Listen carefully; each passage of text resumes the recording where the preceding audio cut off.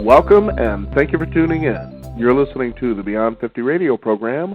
I'm Daniel Davis. Joining us here on the program today is someone who's going to be sharing a fantastic experience of studying nearly 200 years of abundant and consistent communications from the dead, quantum mechanics, and the nature of consciousness.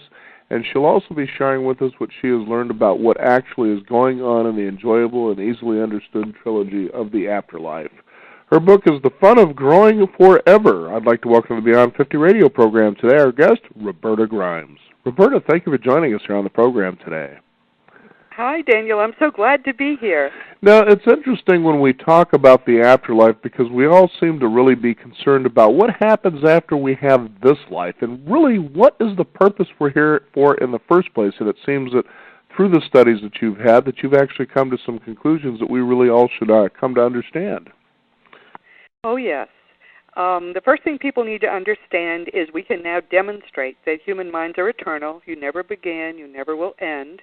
This is just a little tiny sort of afternoon in a spiritual gym. That's all this whole lifetime is. And when you go home, which is your real life, it's all beautiful. And it's it's an enjoyable trip.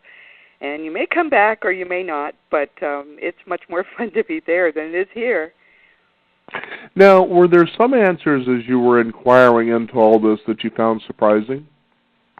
Yeah, almost everything.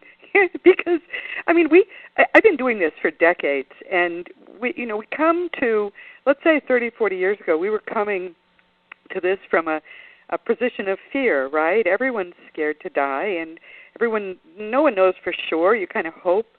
And so to discover that there was so much solid evidence, much of it 100 years old, that and it's also consistent that it cannot be coincidence. It has to be real. There was so much solid evidence that there was no reason for anybody ever to be afraid. I was amazed that more people didn't know the truth when I first discovered it.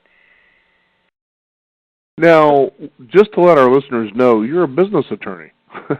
Yes. I mean, you're not somebody who goes out there and decided one day, I think I'm going to become a spiritual guide or anything like that, but you actually come from a very practical point of view, and especially in an arena that I think people would think, geez, if there's any people who need to believe in the afterlife, especially the way they live in this one, it should be attorneys. Right, that's for sure. No, because I had an extraordinary experience in childhood, I knew there was more that we just didn't know about, and I set out to try to figure it out. And it just was a very engrossing hobby for a long time until I found that I really had put it together and nobody else was talking about it, so I started to talk about it. And that's when I wrote The Fun of Dying, and that came out in 2010, and from then it's just exploded. This is my life at this point. I know one of the people that you talk about actually later on in your book is one Gary Schwartz. I was actually at Oregon Public Broadcasting, which is part of the PBS network, when he produced his work, The Afterlife Experiments. And It certainly was fascinating because I talk to people about this when the conversation comes up about mediumship, things like that. As I said, you have to understand that we tend to hold mediums, people who believe they're in communication with people on the other side, if you will, to a higher standard that we do our professional athletes. I mean, think about Michael Jordan, for instance. He was one of the greatest if not the single greatest basketball player of all time, but yet in his career he averaged about 54%. But the point is that he actually, those percentages were huge when you consider when he was hitting those shots. Now, mediums, on the other hand, especially as Gary was putting his research together, and I think it was for an HBO special to find out, can we actually contact and do we have communication with people in the afterlife? What would they tell us? And most of the mediums that he was using were in the neighborhood of 97, 98%. Right. Yet, for a lot of us, that just isn't good enough. How much certainty do we really need? Well, the problem is that we have a traditional scientific community which decided 100 years ago not to investigate anything that was not material. This is particularly ridiculous when most scientists now understand that nothing is material. Everything is spiritual, even what we, this solid reality we feel around us. That's also energy. Everything is energy. And so they've clung still, the gatekeepers, the university departments, the peer-reviewed journals, cling to this taboo on investigating anything that has to do with mind, anything that has that the possibility of the mind isn't just an artifact of the brain, anything that has to do with the possibility we might be eternal. They can't look at it. So we have all this evidence, and I think right now that it is any scientist who open-mindedly investigated it would draw our same conclusions. We have very good evidence at this point. But still, people have to, I mean, it's pathetic. I've never had a course in physics, and yet people are stuck getting their eternal physics from me. So the sooner we shame scientists into actually looking at the truth, the better it will be for all of us, including them. Now, going extensively back, mostly what your book, Fun of Growing Forever, talks about is what the teachings of the Gospels of Jesus Christ was. We're not concerned about the man that we see hanging on the cross, which, quite frankly, it really bothers me that Christians, not all, but it seems in general, seem to want to remember Jesus like that. I remember watching a documentary, for instance, that was called The God Who Wasn't There. And really, this documentary was in the position of saying, well, why can't we find this whole 30 years of this guy's life? It just seemed to go missing. You know, he was there one day, then gone tomorrow, and then 30 years later he shows back up again, and the question was whether or not he actually existed at all. But the fact is something remained behind from someone who actually said, here's some things that you need to consider about living in this life, and it was about spiritual development more than anything. Yeah. As you like to talk about, spiritual evolution. It's something that certainly my wife talks quite a bit about. It's like, you're in this life now, you're meant to master your life somehow, your spiritual development, your unfoldment, that's why we're here. What are your thoughts on that?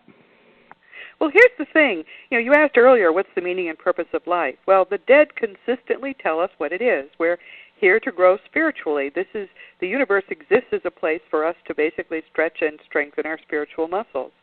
And we know now from them what spiritual growth is. It's moving our consciousness away from fear, which is the lowest vibration, to love, which is the highest level of vibration. And I was a very strict Christian, and doing this research, I cheerfully expected to find evidence that, that Christianity was real. I knew it was real. It had to be real.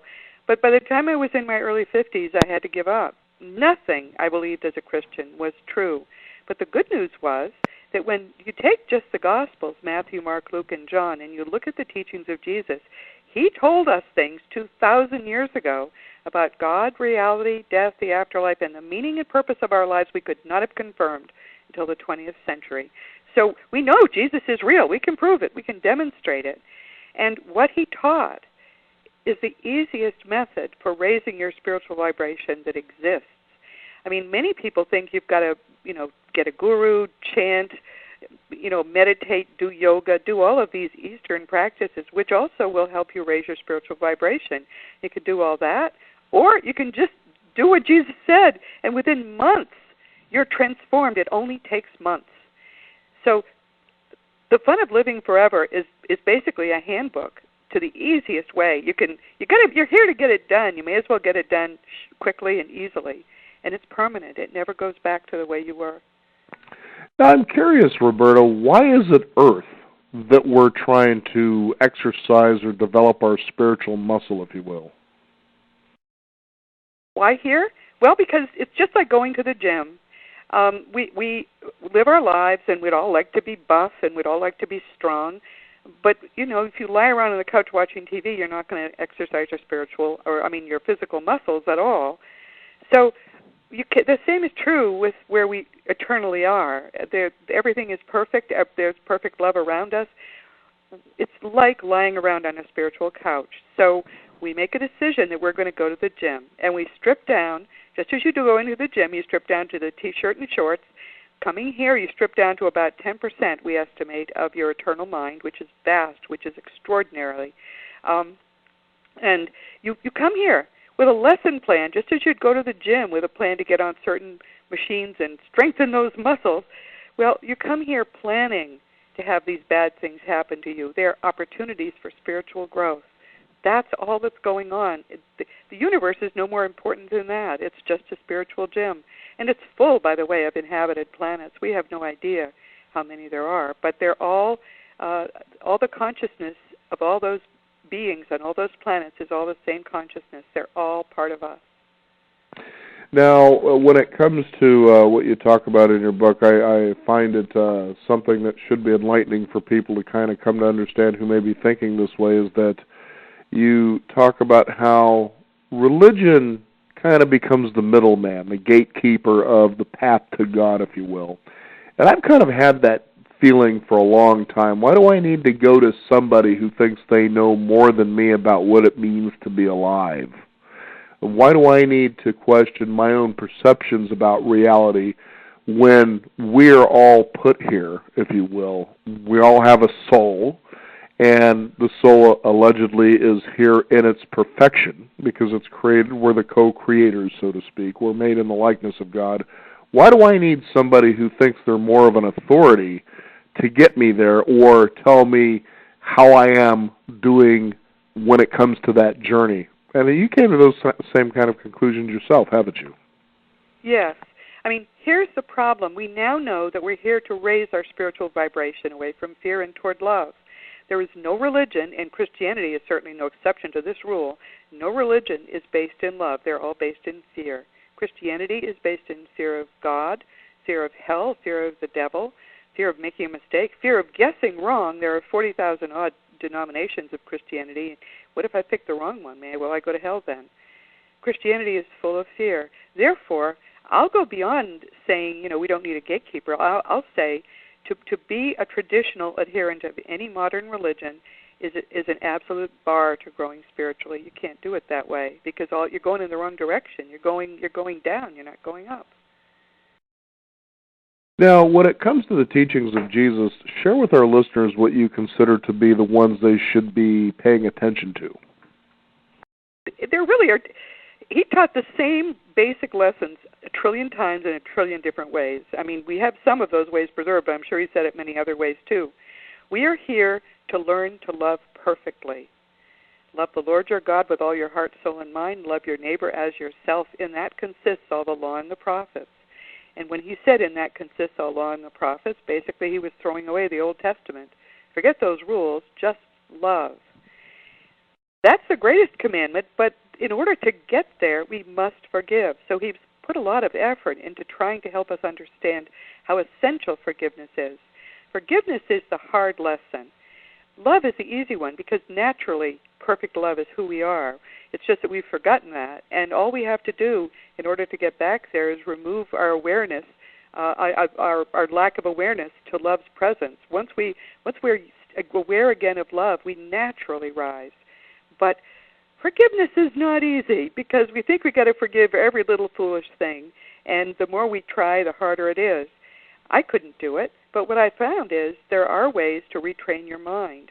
Because remember, you strip down to this very minimal mind, like less than 10% perhaps of who you really are. And that minimal mind of which you're aware while you're here has some very good sort of characteristics that help you to grow spiritually. It's habitual, it's lazy, and it easily changes course. And those are key to growing rapidly when you use those characteristics of your mind. I mean, your mind naturally reacts because you've always taught it to react. People cut you off in traffic, oh, you react, and your husband leaves his socks on the floor again. Oh my goodness, we let all kinds of things upset our minds, and so we've trained our minds to react to those things. Learning to forgive perfectly is just a matter of teaching your mind not to do that. And what I discovered is that there are some techniques you can use to distract your mind and then make it understand that you're not going to react anymore. And your mind is so lazy that as soon as it realizes that you don't care about socks on the floor, it never makes you react again when you see those things. And that actually is scalable. So when you've taught your mind not to react to anything in a negative way, a murder is not going to upset you as it would have. The worst thing in the world is not going to upset you the same way. You've changed who and what you are. And that's the secret to spiritual growth. That's how simple it is. It took me about 2 months to get there. That was it. That was all. Now, you do talk about something in your book that I would tend to agree with, and that is that you feel that mainstream Christianity doesn't really follow the teachings of Jesus. And I think when people, let's just say, who are non-Christian, we're talking about mainly in America here, is they tend to feel the same way. In other words, there's sort of that reaction, as you were talking about earlier, that Christianity, get away from me, because there's a feeling of judgment, as though they seem to have this inside track to God that none of the rest of us have, you know. And the fact is, it's like, you know, let's take a look at this here. We're all here, we're all spiritual beings. Why would someone, or why would a God create all of us and decide that there's only a select few that are going to go through the pearly gates? What's going on with that? It's all garbage, of course. It's all literal garbage. And Jesus doesn't say those things. Jesus says everybody gets there. And in fact, we now can confirm that. I mean, what I tell you, everything I say about Jesus is stuff that now the dead confirm. There are some things he's quoted as saying in the Gospels that the dead do not confirm. And when we look more closely at what those things are, we realize they were added by the Council of Nicaea in 325. They're mainly about church building, and they're about judgment, sheep and goats, all that stuff. Jesus didn't ever say that. You can tell the style even is different. The words were not words he would have chosen. So that we have some repair work to do before we can really understand what Jesus taught. And frankly, when you meet the genuine Jesus, who's so different from the Christian version, you suddenly you found your very best friend. I mean, there is nothing more wonderful than face-to-face meeting this genuine being, who, by the way, was never a Christian and still is not a Christian now. But he is a true eternal being who came to us. The dead tell us that he actually came from the highest aspect of the Godhead. So he is exactly what we've always believed. It's just that he taught something very different from what the Christians teach. Now, there are a couple of aspects of the teachings of Jesus that I really have come to understand and embrace. And, for instance, you look at forgiveness. This is something that people tend to think, perhaps, when I go to forgive, I'm actually forgiving what somebody else has done to me, when in fact, the reality is the forgiveness comes from you realizing that you had a perception that was really not effective in your life, especially for your spiritual growth. So the forgiveness comes for you forgiving yourself for having that in the first place. Is that a way to look at it? That's one way, and another way is simply to understand, even if it were real, that this or that was done to you, still, it doesn't hurt the other person. This is no way to get even, to avoid forgiving.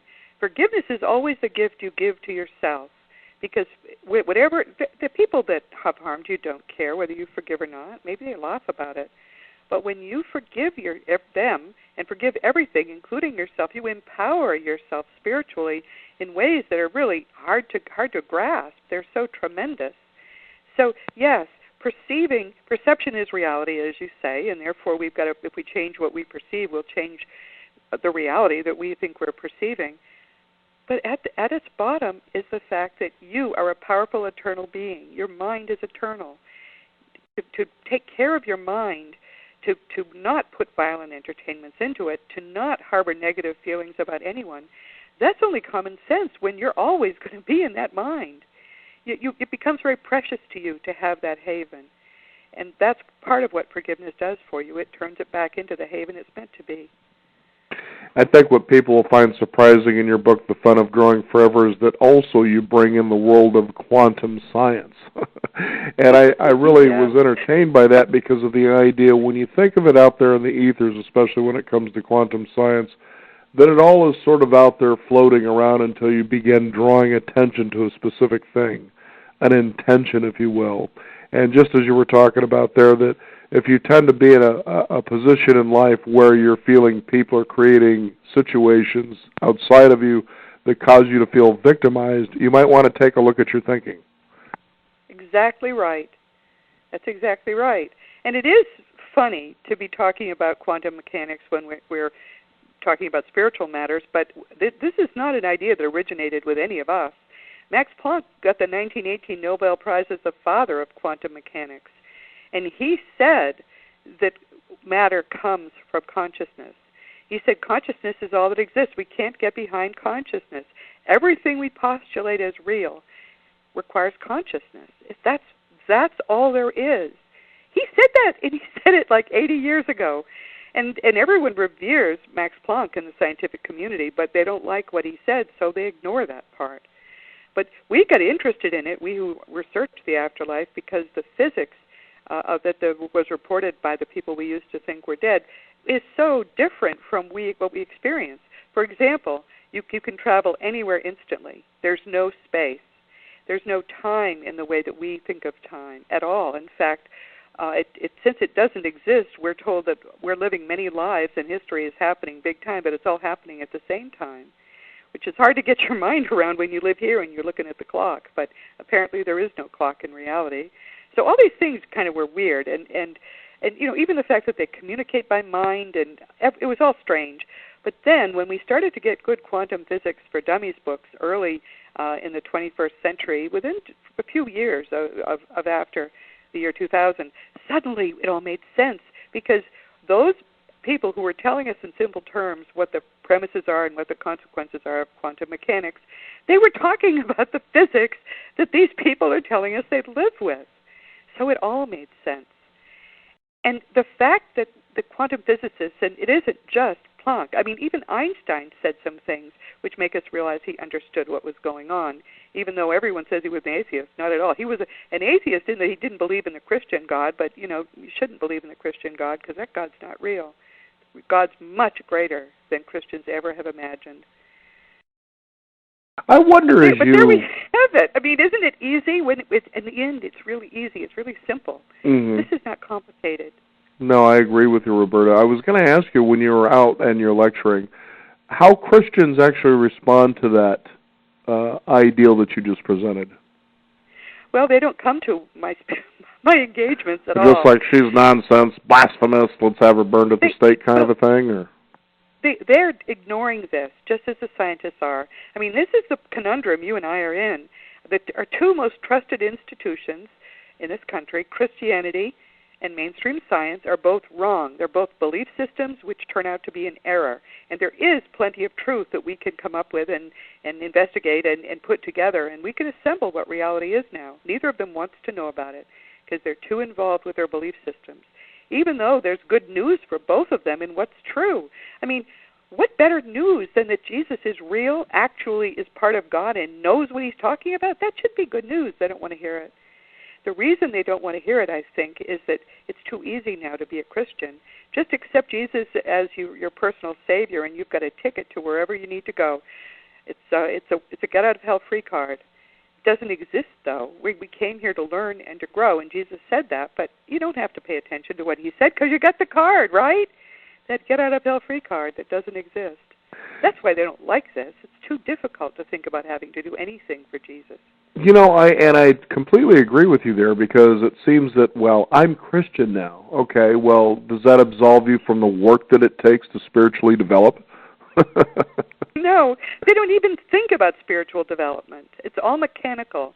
That's the problem with Christianity and most religions, and that's the problem with science as well. They're stuck in a material reality, and there is no material reality, so they flounder. They have no concept of what's actually going on.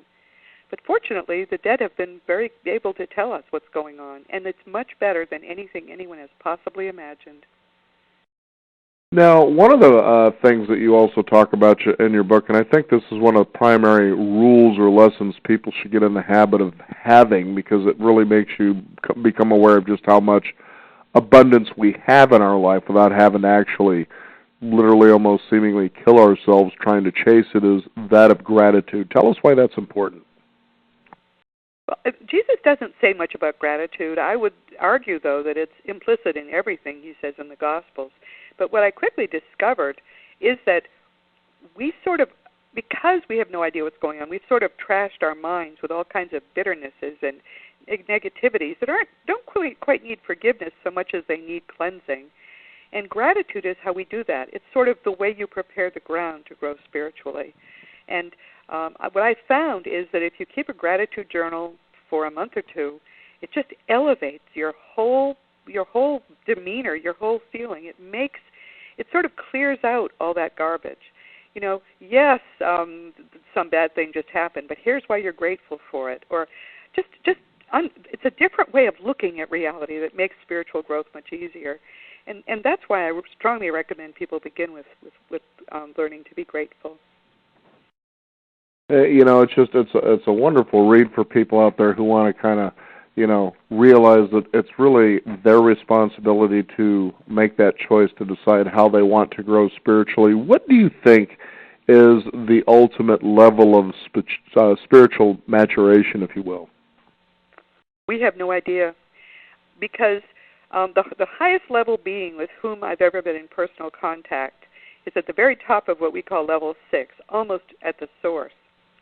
And he last incarnated in the 1600s, and then he decided he wanted to communicate with us, and to do that, he came back and took a 20-year lifetime, dying again in 2007. His name is Mikey Morgan. I highly recommend his book. It's called Flying High in Spirit, a young snowboarder's account of his ride through heaven, because he learned to snowboard when he was here, and now he does it there, and he enjoys it.